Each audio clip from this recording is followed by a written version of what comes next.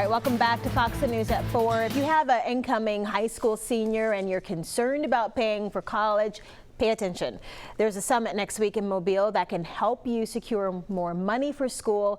We have two guests in the studio to talk about that, Jesse Norwood and Sonia Pritchett. They're both from the Housing Authority to talk about those details. So summer's out, but this is important because now's the time to start planning if you've got a rising 12th grader. That's correct. You're absolutely right. And one of the reasons we're here is because our Board of Commissioners and our interim director, Ms. Boykins, they are always looking for opportunities for us to partner so we can help the residents and the citizens in the community.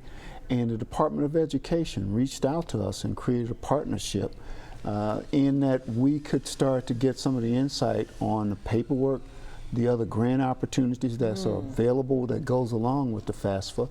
And in that regard, we've got a professional work session on that Wednesday, which is the 12th, just for professionals.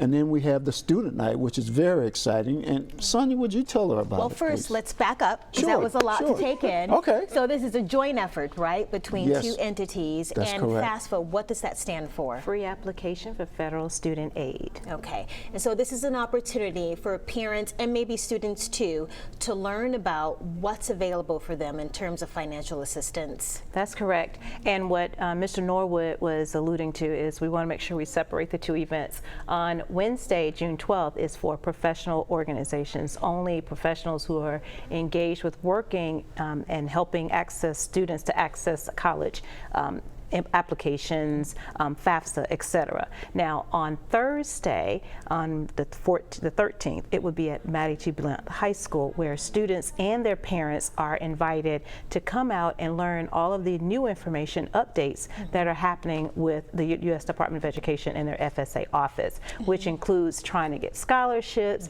how to complete the FAFSA, all of the information that's going to encompass it so that we can go to school by basically taking advantage of over $1 billion that's available for the students. It's ever changing, right? The Yes. guidelines. It Yes. always is, and you know, Yes. recently there's even been conversation about forgiving student loans. That's right. I don't want to get into that, of course, but I think we're going to get some insight and some information Yes. at the student night at Blount High that none of us have heard before. That's right. So it's going to be a learning and networking opportunity for both sides.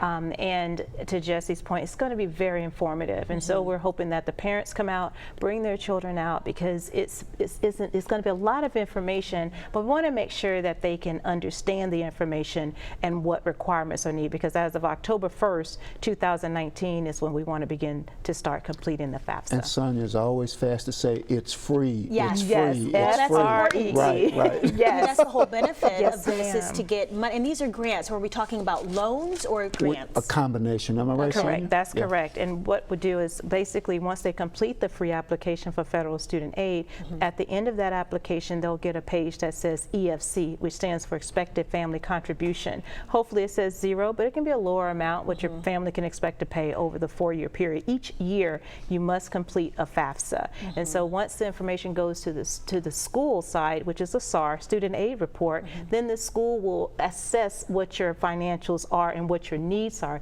FAFSA is all about your need. So that's the most important part. Some people may qualify 100% for Pell Grants. We're hoping that they can access the scholarships, apply for scholarships, and then oftentimes it may require a loan. Just depends on where you're going to school. I was going to ask that. Does it matter which school you're applying to in terms of how much money you're getting? No, it does It's all your not. financial And packet. it's one of those situations where you just have to really come, get the Yes. information, because Yes. a lot of people aren't aware of some of the things that Sonia's talking about. That's and there's right. going to be a greater awareness at this big workshop at Blount on that Thursday from 6 to 8 p.m. This is great. Glad you guys are coming together to do this. Thank you say it was you. the first time, First time. but First it time won't be the last. That's I correct. hope not. I hope not. Correct. Because we want everybody to have a shot at the money. Yes, that's absolutely right. All right, so two different events. Yes. And we're going to break down the details for you on that again on our website when we have this story posted. But we're also trying to get it up on our YouTube page as well.